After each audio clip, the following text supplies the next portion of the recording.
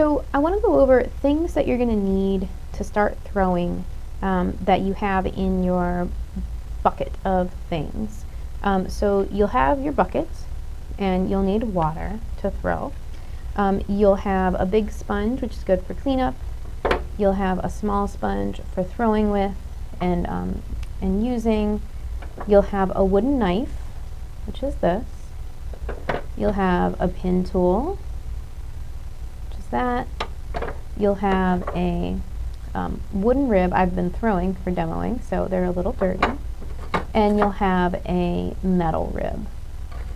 Those are the basic tools you'll need for throwing your basic stuff. So as if you do other things, you might use some of the other types of ribs that are in the cabinet. It's just important that you sterilize those before and after you use them and put them away, put them back, because we only have some of those, so we can't have one for everyone. But when you're first starting out, those are the tools you'll need. Plus, you should also have a wire tool in your bag. That is important for cutting your clay up and for cutting your pieces off the wheel. You're also going to want to prep some balls of clay ahead of time, maybe 5 or 6 to start with, and put them in the bag. You want to start with clay that is comfortable in your hand. So if your clay is really small, our hands have to hold on to each other, and you can't really do what you need to do that way when you first start throwing. At the same time, if it's too large, our hands cannot handle what we're doing. We're not making good connection between our two hands, which is super important.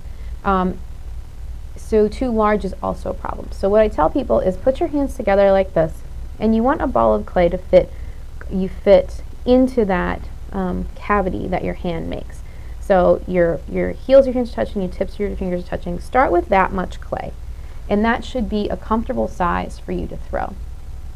We'll have a video to show you how to wedge clay. So you'll want to learn to wedge and get your clay ready. Your clay should be roughly ball shaped, but it doesn't have to be a perfect sphere. If you take the time it takes to make something perfect or even close to perfect, you're going to dry out the clay. We don't want to dry out the clay. We want to get it into a ball shape, fairly consistent, definitely with no air bubbles in it, but you don't want to overdo it. You also want to make sure those balls of clay get put into a bag so that they don't sit out and the surfaces of them don't dry out, because then you end up with a layer of clay that's a different consistency than the inside. So those are your tools you need, and it's the clay that you need, and you'll probably want to grab a board in the studio to put those on and bags to wrap things up when you're finished.